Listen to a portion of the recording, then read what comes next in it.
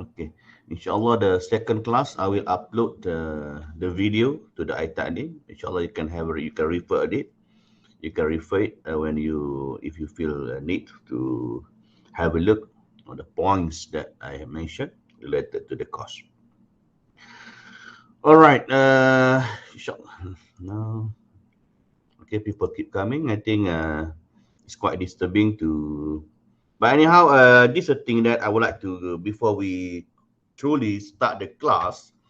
Okay. Today is about the ethics. Okay, as a Muslim, this is one of the things we need to consider. Okay, one of the I believe I mentioned many times about the importance of being a Muslim, mu'min, and a Muslim. And the highest level of we can go is the being a muhsin. Okay, al-ihsan an ta'budallaha ka'annaka tarahu fa in lam takun tarahu fa innahu yarak. It okay. While waiting, thank you, brother. Okay, please write down your name at the chat session as proof attendant. One of the highest level that we can go is the B. Okay, as a muhsin. And I mentioned to you in the previous class the definition of al-ihsan from the hadith Jibril, an ta'budallaha ka'annaka tarahu fa in lam takun tarahu fa innahu yarak. And this thing that you can sense in your heart and in your mind, okay, when you do your ibadah or in your lonely, when you are alone or or even when you are in the crowd, yet you watch, you can sense the existence of Allah. You cannot watch, you cannot see it, but you can sense it. And ta'budallaha ka'annaka tarahu. Okay, it's a you can sense in your heart, and you can test it right away after this in Salatul Asr. When you Allahu Akbar, where is your heart and where is your mind? You can sense it. That's the thing that Allah gives us. The what call that? The ability to sense, even though we cannot feel it, we cannot see it. You can sense, you can feel in your heart the existence of Allah. If you cannot see it, you need to believe that. فَإِلَّمْ تَكُنْ تَرَاهُ فَإِنَّهُ يَرَى. You need to believe that Allah is watching you. And you can imagine if you can have these two what call that, the criteria. Okay. You feel you can 24 hours a day, you can muraqabah. That's one of the Arab people, the Arabic term for this. Muraqabah, mushahadah in your heart. Okay, even you cannot see it in empirically through your six senses, but you can in your heart. You can sense it. And you can test it that way. After this Salatul Asr, that's 5 times a day. Allah wants us to train this so that we can achieve al-ihsan. When we Allahu Akbar, where is our heart and where is our mind? But if our heart still thinking, still sense other things, our mind still sense other things, meaning that we are far from al-muhsin. Okay. One of the I read somewhere from the spiritual book. Okay, when you have truly achieved the al-ihsan or al-muhsin, become a muhsin, and when you pray, you feel nothing. You feel your heart and your mind like a vacuum of thought. That's why in some companions, when they have something, when the arrow stuck in their shoulder on they pray, and suddenly people can straight away. Okay, in the Chinese history, for example, three kingdoms, Romans of three kingdoms. General Guan Ying feel nothing when he played a chess, Chinese chess, and the physician cut off his shoulder to remove the arrow. That's he's a non-Muslim, focusing on the chess and feel nothing. And what about then? It happened to a companion when the arrow struck on his shoulder. He prayed Allahu Akbar, and he feel nothing. He feel the sweetness of prayer. That's the thing that you can test straight away after this. Salatul Asr is coming. You can test straight away where are you now? Which position are you? which maqama you. Okay, al-ihsan. That's the thing that. So this and with regard to today's topic, I think all of you are here. Okay, is about ethics, and the Prophet said, "Innama bu'ithtu liutammima makarimal akhlaq," and I was revealed, sent to all ummah by Allah Subhanahu wa Taala. One of my tasks is the main, prominent task is to perfect the ethics. Okay, this is the makarimal akhlaq. Okay, then how, and we can straight away look at us as a Muslim. Do we have a good ethics or not? Cheating cases that happen among Muslims, corruptions, it is related to the violation of ethics. So ask yourself, I hope that none of my students will commit cheating cases, because the kuliah very serious about that. The dean, former dean and current dean is very serious. Former dean is very serious, very tough, like strict about that. But alhamdulillah, and if you get caught or your lecturer is suspicious, you are cheating, and brought up the matter to the former dean, inshallah the dean will bring the matter to the Allah, and most probably you will get convicted. Okay, that's why I think yeah, because for him it's very important to be sincere and honest, because that's a high level.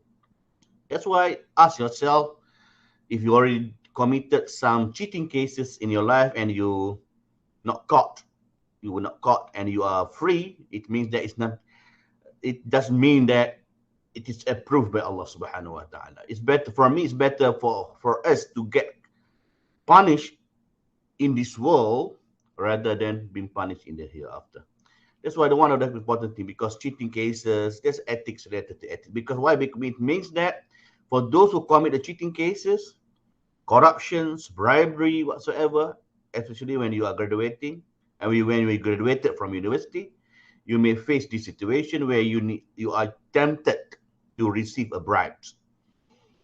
Okay, this is a thing that. So if you really achieve the muhsin, and ta'budallah ka'annaka tarahu, when you are always 24 hours, have the muraqabah and mushahadah, your heart can sense, your mind can sense the existence of Allah, inshallah you become a good Muslim. Good Muslim and a good Muslim. Okay, let's share the slide first. Right, the week 2 is about this thing, ethics in computing, the basic of ICT in Islam. This is the thing that, the basic, I hope that my student, when you enter the industry, you become the most ethical person the industry, even your company ever has. Okay, you can become someone who's punctual, someone who is able to comply with deliverables, who can deliver the projects on time, who are sincere and honest in terms of drawbacks of the system if you become programming, who are very committed to ensure the clients very happy and satisfied with your services. I'm proud to see that. Okay. And today, as introduction, yeah, it is not merely about technical stuff, SET. That's why in the one of the study, and it is my specialization, it is socio-technical study of ICT. My PhD is about interoperability of electronic health record in the hospital system in Malaysia. Okay, where I tried during the beginning of my study, I focused on technology. I hired someone very good programmers on the MATLAB to simulate the data transmission through various system, hospital system. It can be interoperated, and I presented to my supervisor, and my supervisor said, no, if you want to pass the PhD, you need to focus on another thing. It means that the system can interoperate with all the standard HL7 for the textual, DACOM for the images. It means that the system can interoperate even though it has a different level of data migration from different systems, but still interoperability can be achieved. Why don't you focus on the socio-technical? Then I need to go back to Malaysia and study this thing. Okay, and then my PhD is all about. I came across about the issue, the main important things related to ICT is not about technical per se. It also involves human and organizational related issues. Okay, how you even you have a good system, if the people inside the organization refuse to use the system or reluctant to what call that, to empower, okay, the operation through the system will not function effectively. Okay, it also involves human and organization related issue. Okay, this is a thing that is very important. That's my study about technical social studies. Okay, very subjective. In making it decision, it involves trade-off between interconnected issues. There are a lot of issues. Okay, how good is good enough? Okay, you have a good system but still, if employees, the staff, the members refuse to fully utilize or explore the functionalities of that system, the system will not function effectively. This is a thing that's a very it's about you humans. So that's why that's the according to one of the prominent scholar in the IS. We want people who are working computer artifacts who care about human impact. The consequence of what they do is a computer ethics. And you can start straight away from your FYP.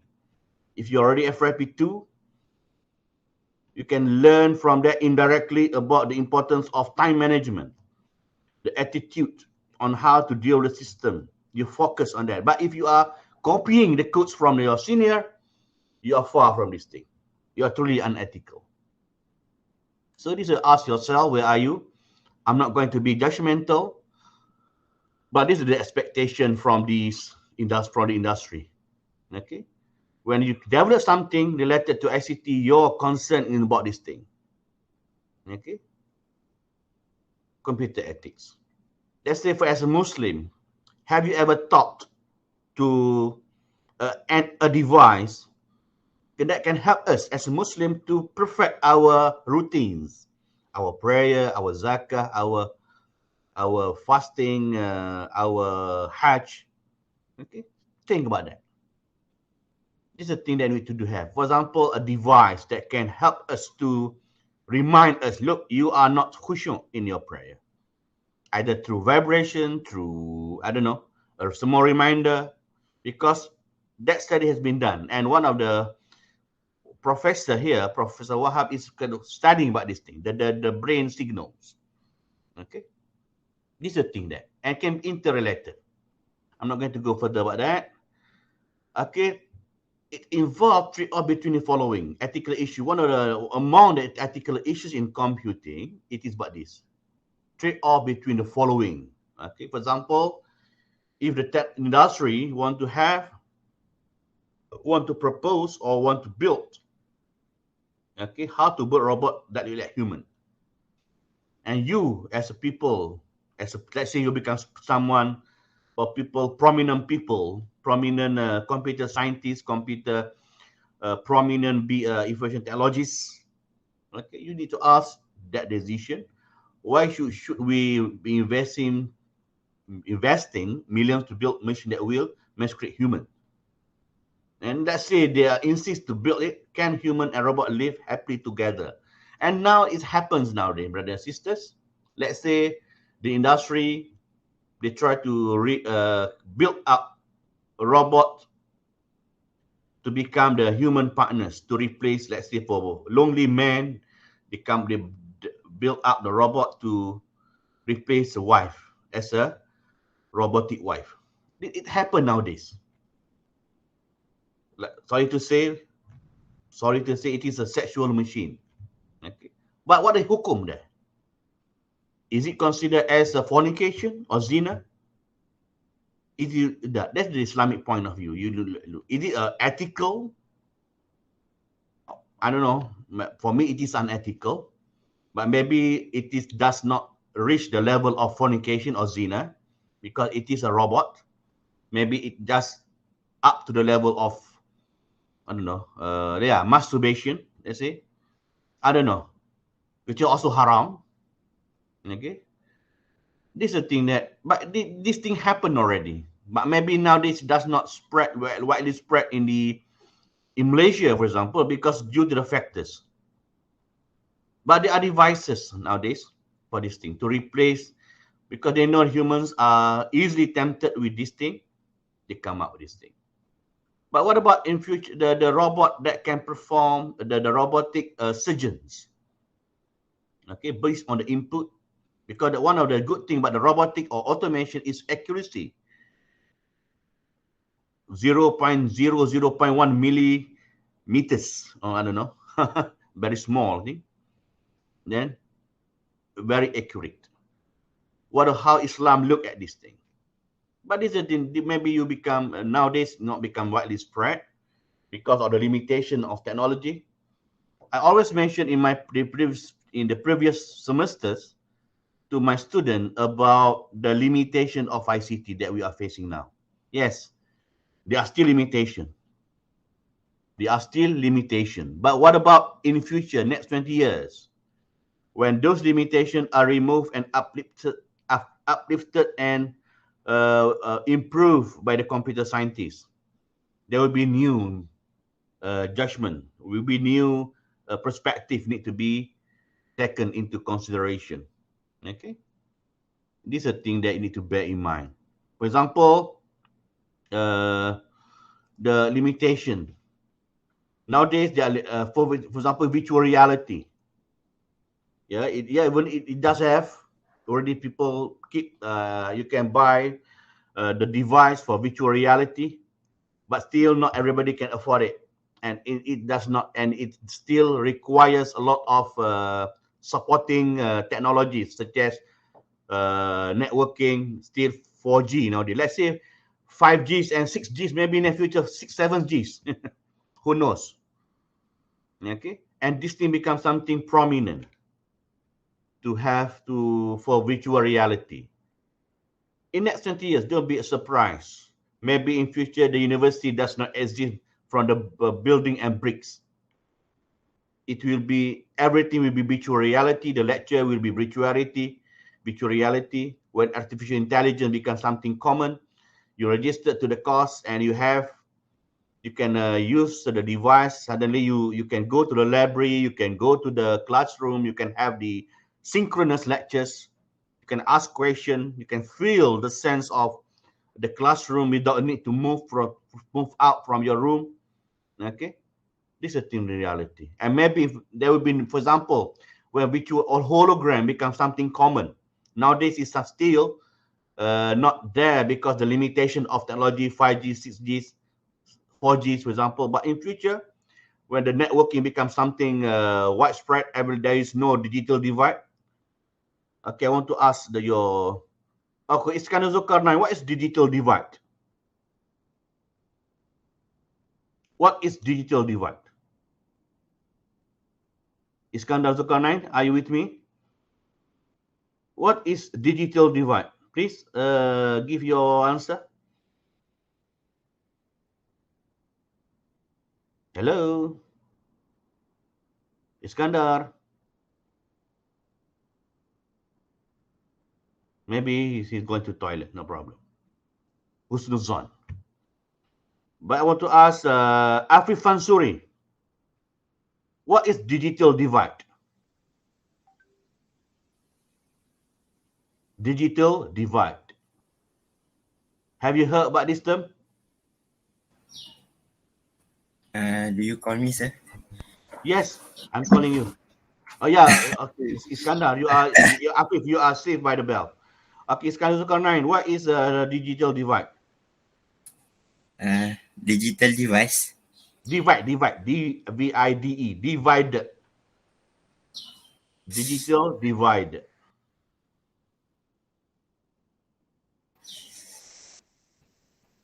The limitation Okay, of what? Of access of what? of of access, I think. To what? To what? Hmm.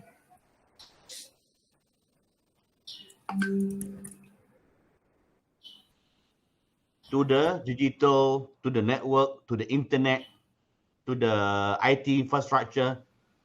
Okay, between rural and urban, we can say that. Between location, geographical location. Okay, Yes. that's the divide. Okay, that's the thing that, okay, thank you, Reverend Iskandar.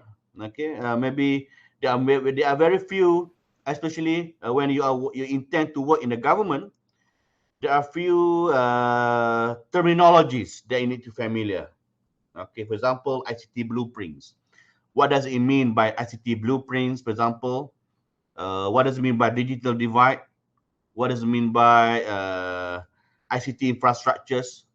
Okay, these are the terminologies you need to have in your mind and be able to answer it in free of second. Okay, should be mind, should be there in your mind. There are terminologies.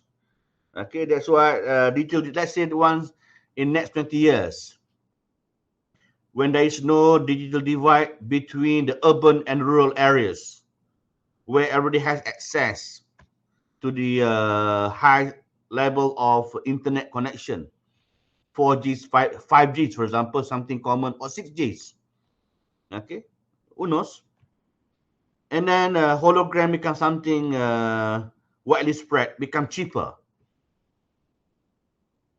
You can think, what can you imagine? Okay, with regard to the, maybe there will be new jurisdiction on fake. Is maybe for those who are not be able to go to masjid, suddenly through the device can create a hologram, synchronous hologram, to pray in the masjid. What would be this the things that and the muftis, inshallah, will have a new fatwas on that. Okay, the new fatwas. These are the things related to ICT in Islam. And during this time, most of you will become in your prominent profession. Inshallah, during the 20 years, I already passed away. Okay, now I'm 47. Okay, maybe next 20 years already gone to the new dimension, new alam barzakh. And you become prominent people in ICT. And you are ICT graduate from UIA. People will ask you about this hukum. What will be your hukum and what is your reference? What is your reliance from that hadith, Quran, Sunnah, or Ijma, Qiyas? These are things that you need to bear in mind. Your responsibilities as a mu'min, as a Muslim, mu'min and a Muslim. That, even though it may sound like science fiction, just to share with you, your phone, for example, your phone, your mobile, your smartphone. When I was student, this thing, the ability to speak through, to have the video call, to have the phone that function can camera, only can be seen from the spy movies, James Bond or many Saints, okay, the Saint, spy movie or science fiction. But now, this is common. Just 20 years back, and you can imagine what will happen next 20 years. And how us as a Muslim need to deal with this advancement of technology. What will be the ethical consideration that we need to bear in mind to face these new technologies? What will happen when those technology in ICT become improvised or improved, when there is very limited limitations or even no limitation at all? Of course, in terms of benefit, it will benefit many other people. For example, with regard to interoperability. Okay. Uh, Going back to the brother Afif.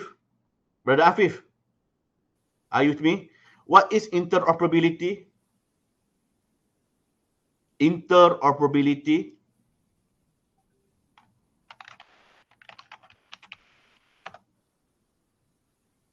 What does it mean by interoperability? Is another the terms. Okay. Normally common terms in ICT. Interoperability. Can you give me the answer, please, Brother Afif? I cannot hear you.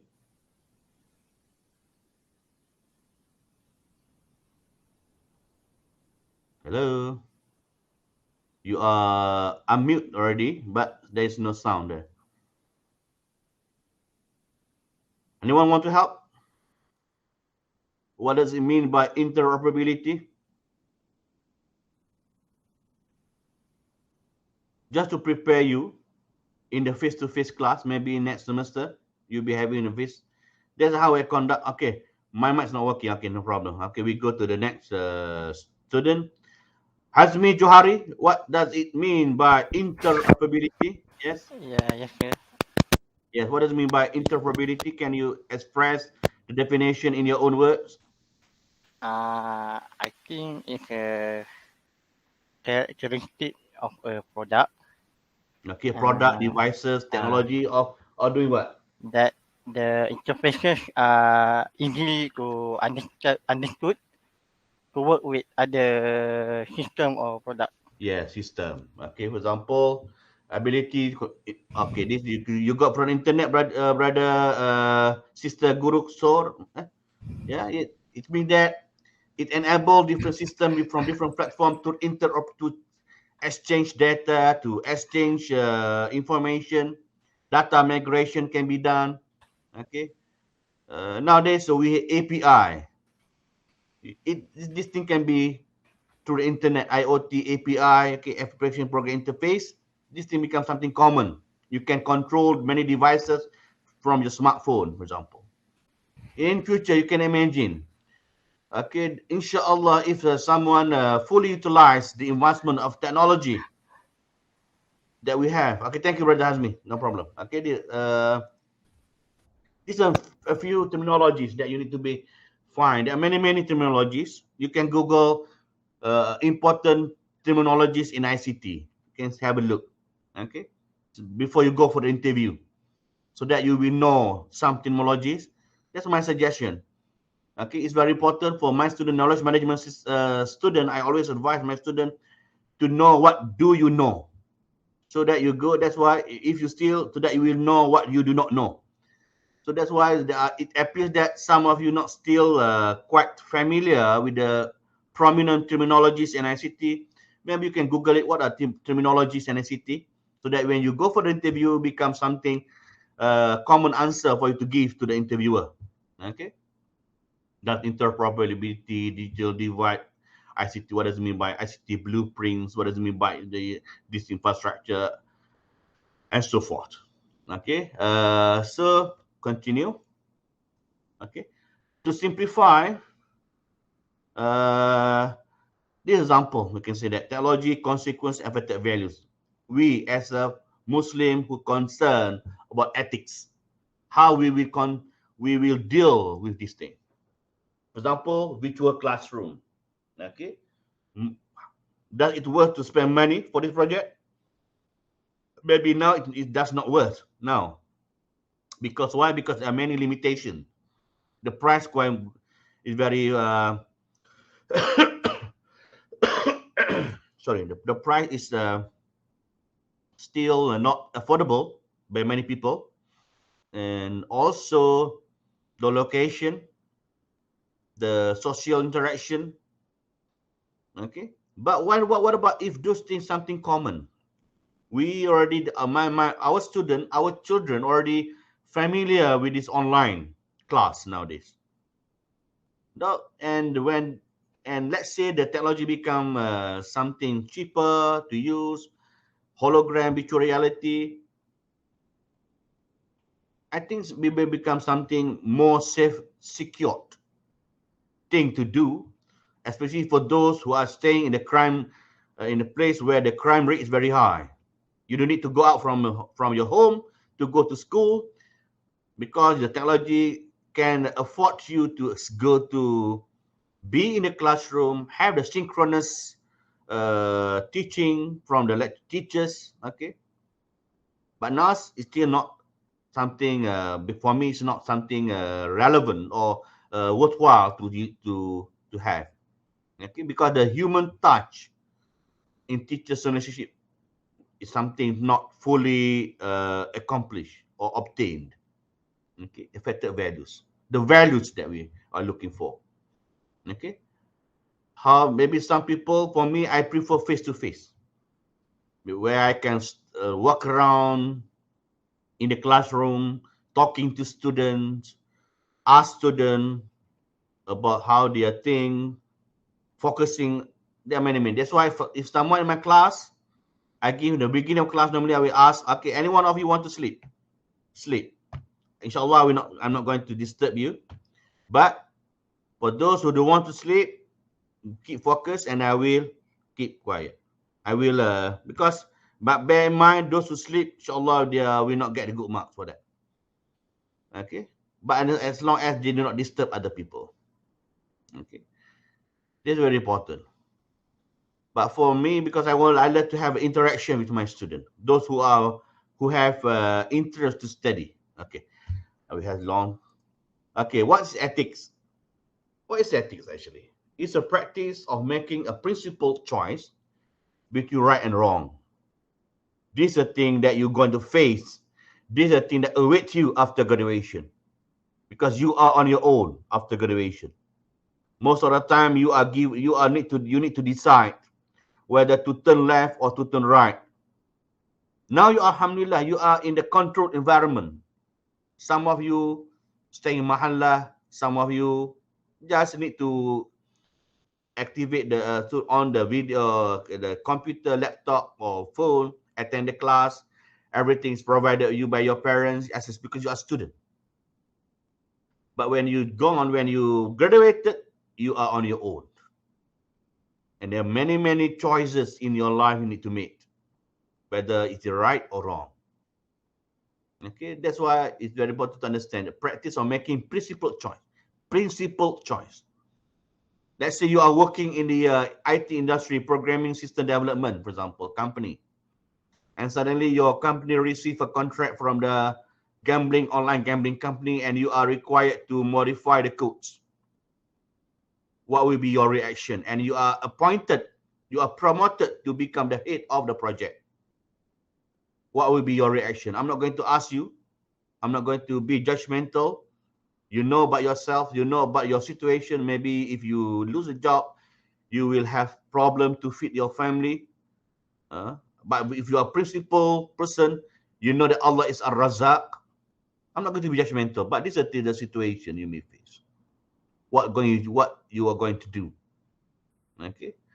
Nowadays, more frequently, we encounter ethical situation involving computers and other form of IT. Yes, the temptation. Now, for example, before in the last decade, someone want to do gambling. For example, he needed to go to some certain place, casino, for example, or meet other people to gamble. But now it's something common to gamble online nowadays. Okay.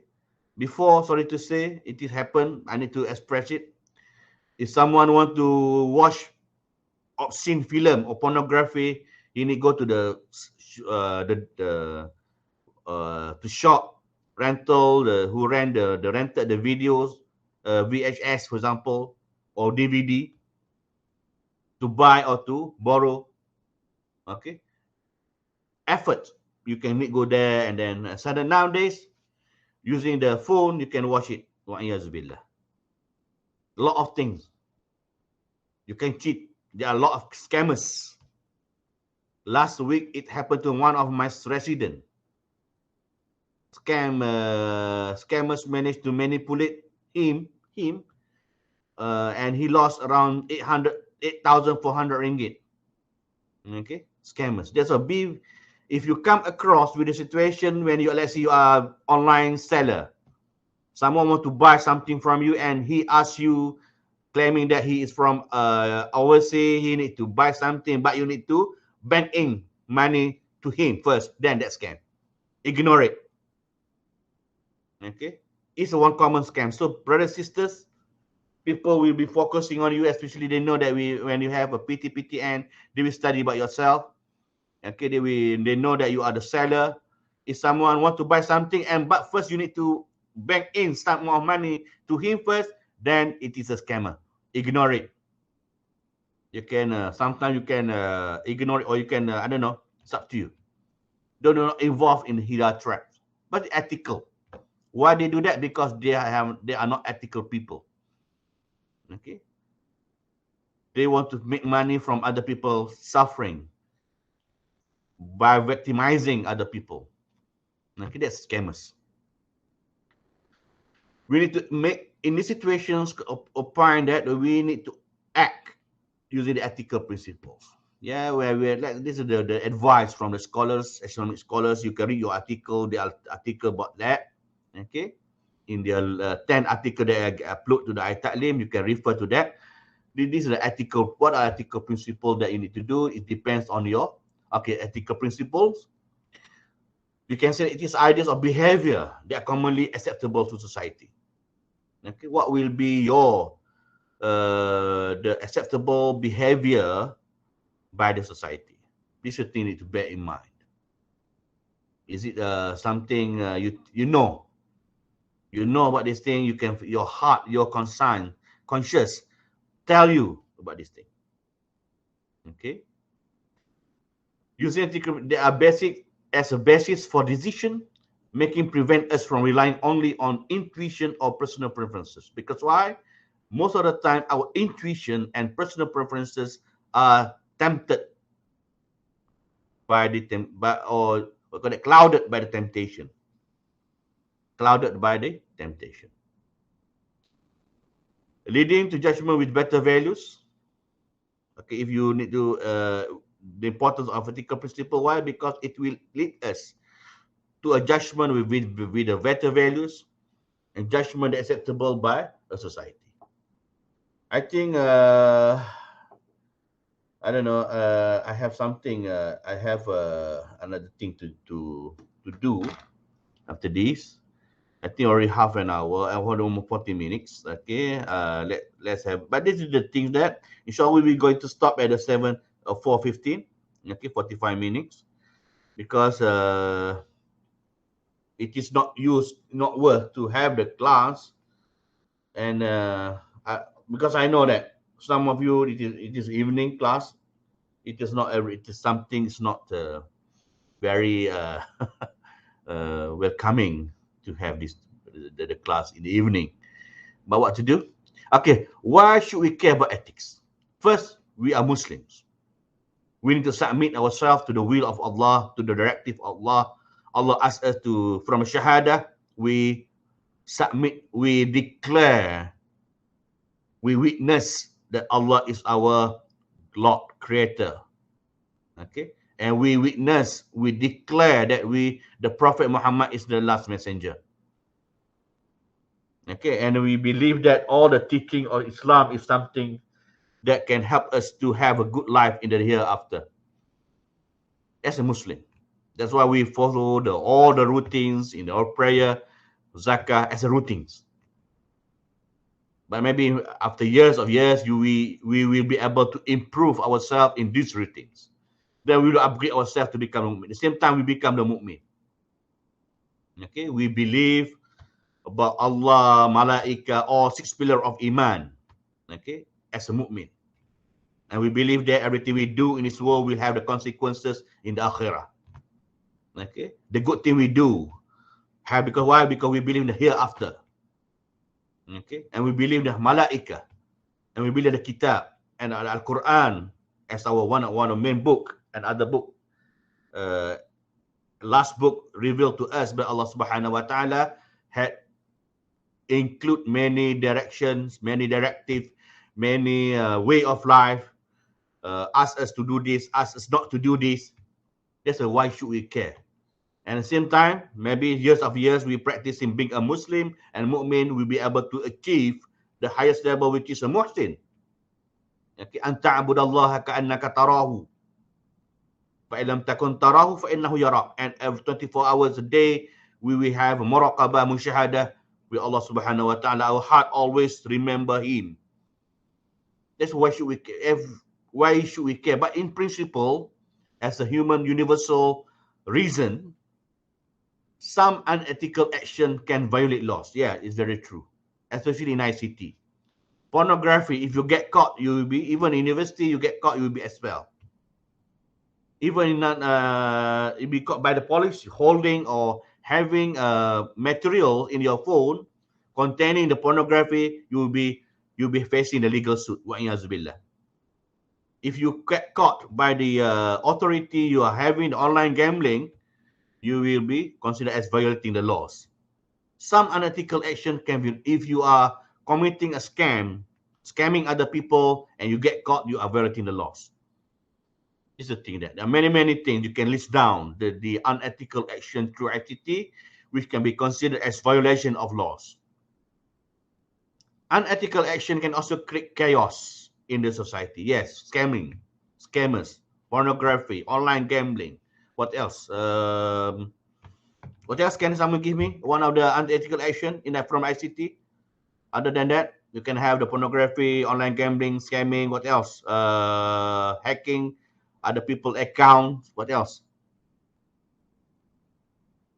Anyone? You should know that's your bread and butter. What are the, you learn about the security, you know about that. Oh, cyberbullying. Yes, very true. Afif, very good. Yeah. Cyberbullying. You bully other people through your social media. You give the bad comments to other people that sometimes hamper their or downgrade their morale and motivation. Okay, you call that the superimpose certain pictures and spread as a frame, as a fitna in the social media. Easy nowadays. You just use your PowerPoint, take someone picture, put it, and for example, for the political assassination. Okay, you take someone else, your enemy, political enemy, and you come up in the put in the PowerPoint the image, and then write down the sentence that can create anger among the community. I hate, let's say, and then you post it in the social media. People share. In a few minutes, become something viral. It's also unethical. There are a lot of things you can list down, but unethical, especially nowadays. You can spread the news, the fake news. There are people who are, for example, now for the anti-vaccine people. Sorry to say, yeah, the reason why Malaysia still not reaching the fully vaccinated because of this thing. Let's say for my state, Kelantan, there are many, almost 27,000 people who are not vaccinated because of this. Okay. And what happened? People do not, I don't know. I'm pro-vaccine. Maybe you have your own choice. For those who are anti-vaccine, that's your choice. But I hope that you need to control yourself from moving out, okay, and become the agent to spread the virus. Okay. Though not legal, illegal, others do not illegal can have drastic consequence for our careers and reputation. Let's say you spread the fake news, and suddenly you get caught, and you are released, and there's news about you. Of course, your career's reputation going down. Okay. Let's say you are suddenly in front of the authority, the pop-up, there's a pop-up about pornography in your phone, and then your boss look at, suddenly accidentally have a look on that, then you look gone. Your career, the consequence and reputation gone. These are the things that we need to be careful not to indulge ourselves in this situation. That's why we're important to have principle ethics about ethics. We should care about ethics for our own self-interest. Your careers, reputation. If you get caught, for example, as a student, you get caught nowadays. One of the cheating cases, rampantly happen among students, copying from other friends in answering the final assessment, and you get caught. The consequences that you will be expelled.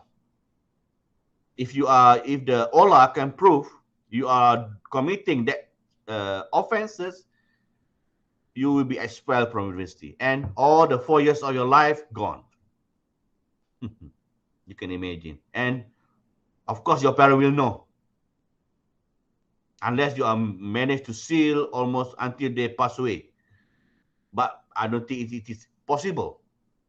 Your parent will know that you are expelled from the university because of cheating cases. What will happen to your reputation as a son or as daughters? What your parents feel if they know about your expulsion? Okay, this is the thing that you need to think for your own good, for your own self-interest. Otherwise, it's not going to be you with Allah. That's the attitude of Allah. Allah. You don't care. But there will be some consequences if you get caught. Okay. Whatever. Okay, as promised, already 4:15. I have other things. I have the meeting to attend at 4:30 and to prepare myself for answer prayer. Please remind me. Please remind me. Please remind me in next class that we stop at the slide number 8. We will continue slide number 9. Iskandar, can you remind me next class which slide that we stopped there, please? Yeah. Right. Yes, no problem. Okay. Slide number 9, because I have other meeting to prepare myself for answer prayer. It's 4:30. So I think that's all from me. I hope that you try to think about what we discussed today for your own benefit. You have fourth year student. You are already fourth and third year student. It means that you are matured enough to elaborate, to expand your knowledge in ICT and make your knowledge to the reality, to the real world. Okay, there are many terminologies that you need to familiar, especially related to your specialization, especially related to the job that you're applying. If, for example, if you apply for the job of database administrator, you need to be familiar with all the terminologies, with vocabularies of the job that you're applying. Okay, go back to your notes, go Google it, whatever, I don't know, I don't care whatever source that you want to find, you want to look at, as long as you know about the terminologies. Let's say you're applying for the network administrator, you need to know the vocabularies of that job. Okay, firewall, simple, starting from a simple terminologies, firewall, SMTP, what do I mean by this thing, what does it mean by proxy, so a lot of things you need to be familiar. Okay, and also when you go for the interview for the government sector, there are many social techno terminologies. Like I mentioned just now, digital divide, ICT blueprints, flow works, workflows, okay, or infrastructures, simple terminologies. Interoperability, yeah, this is socio-technical. Okay, technical, maybe API. There are many things that you need to, when you ask yourself, okay, as a person, as an ICT graduate. Okay, I think that's all from me. I don't want to bump there because otherwise I will have no time for my answer. Okay, inshallah, alhamdulillah, we adjourn the class with tasbih kafarah and surah al-asr.